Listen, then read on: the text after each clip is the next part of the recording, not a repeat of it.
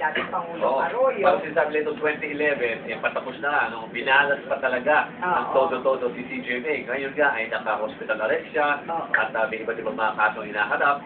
No? Itong pinakahuli nga, sabi, itong plunder case, mukhang available kasi medyo mahina raw ang ebidensya. Pero may bagong isasampa na naman. Magtutuloy-tuloy na ba ito yung mga isasampa sa kanya?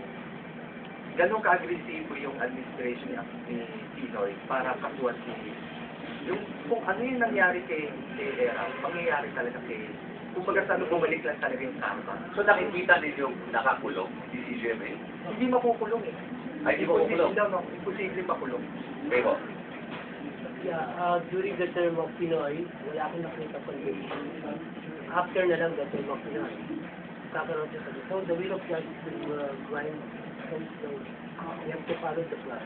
So parang magtitiis ng matagal na panahon si GMA dun sa ganong sitwasyon niya na parang ang nakikita nyo, yun ang lumalabas na parang Automatic effect. ayun naman natin isipin na parang parusa kasi parang yun yung parang pagbabayad. Pero Chuck, remember, habang linilitis, habang dinidinig ang kaso, naka-confine siya, nakakulong siya.